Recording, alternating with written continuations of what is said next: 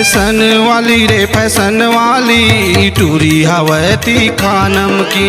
Fashion वाली रे fashion वाली टूरी हवती खानम की। गाले माए कर काला तिल, गाले माए कर काला तिल, गोरी बदन कम सिन है।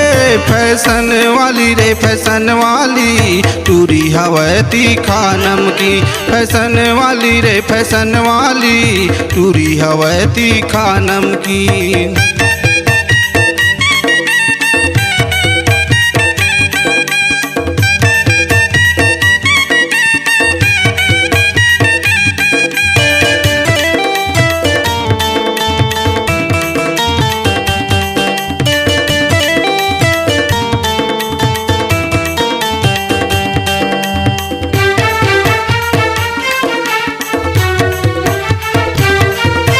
मृग नैनी कस नैनाय खर है मारत नैन कटारी। सागर कस पानी भरे जवानी मोही डरे मोला रानी। सागर कस पानी भरे जवानी मोही डरे मोला रानी।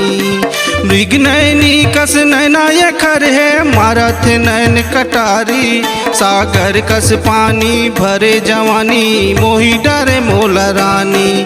सागर कस पानी भरे जवानी मोही डरे मोला रानी। ये दुर्ग वाली रे रायपुर वाली टूरी गजब के है गौ की। फैशन वाली रे फैशन वाली टूरी हवती खानम की।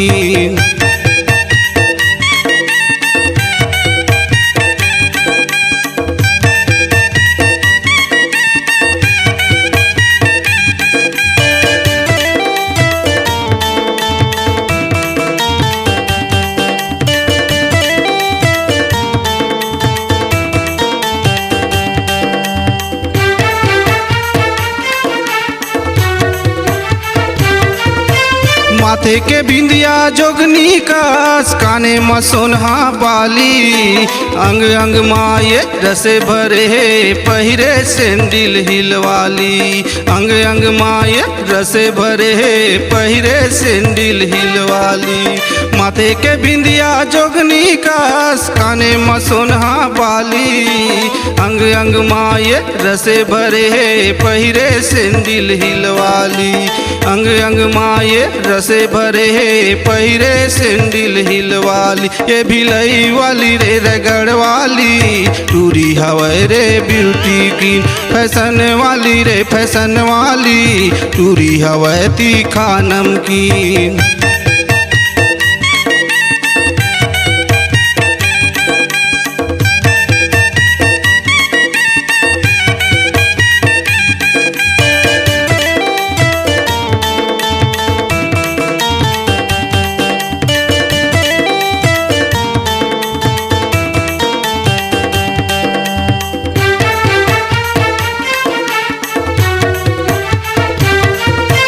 चंदा का चेहरा मोनी सूरतिया बना डरे वो दीवाना।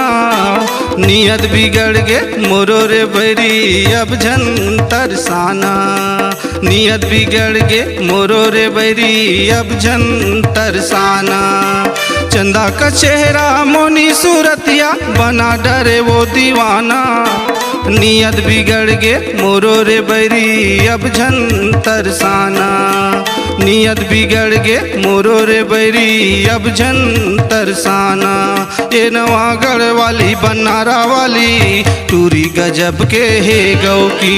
फैशन वाली रे फैशन वाली टूरी हवती खानम की। काले माए कर काला तिल, गाले माए कर काला तिल, गोरी बदन कम सिन है। फैशन वाली रे फैशन वाली टूरी हवती खानम की। फैशन वाली रे फैशन वाली टूरी हवती खानम की। फैशन वाली रे फैशन वाली टूरी हवती खानम की। फैशन वाली रे फैशन वाली